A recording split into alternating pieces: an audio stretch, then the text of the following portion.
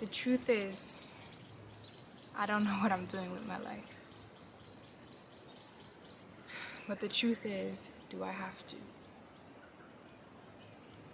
I've put so many expectations on myself and those around me with the mind that that's what I'm supposed to be doing to get to a point of achieving. But maybe that's the problem. The problem might be thinking that I am to be doing anything. Maybe it's time for me to just be. But how do you stop doing in a world that's fueled by the will to survive?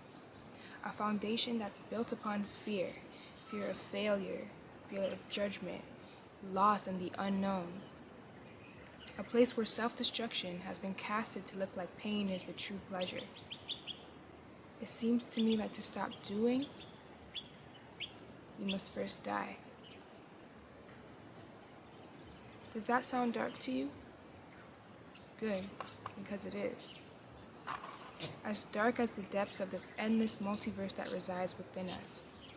It is only through darkness are we to know that there is light. And by now I assume that we all know true death is a myth told to us by our oppressors as a tool for entrapment.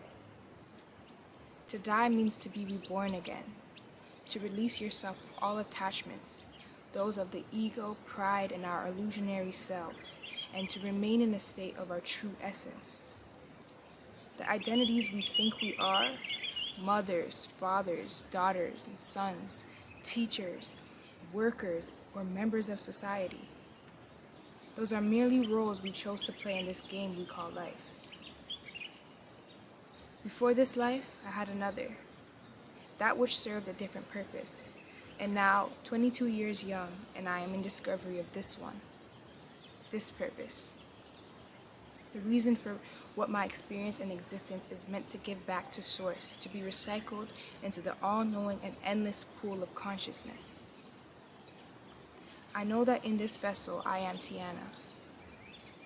But does that mean that I am her? Or that I am experiencing her in this waking life in reality?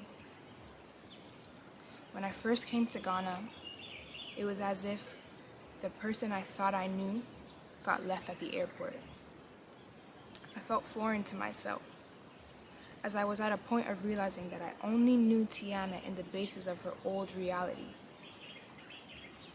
I knew Tiana in the world that she was born into, one that provided convenience at her fingertips, one that allowed her to be reliant on outside sources to meet her every need, one where she didn't have to exercise her thought to think about how she was going to get a source of water, one where there remained enough distractions in her environment for her to blame all her issues on things that remained outside of her.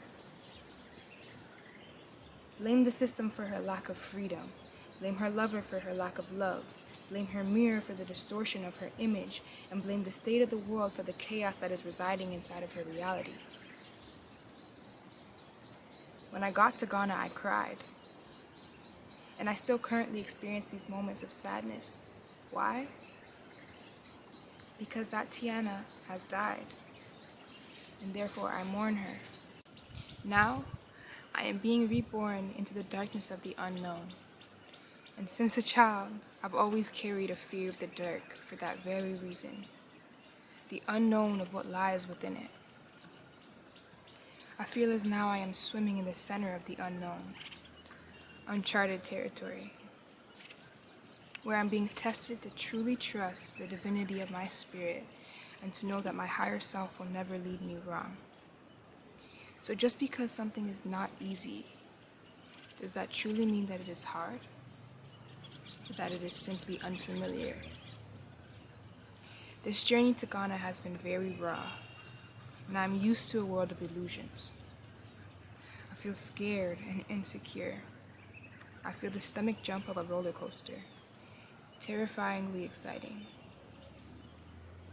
So I'm setting aside the loop of constantly having to be doing. There's no right or wrong in being. There just is.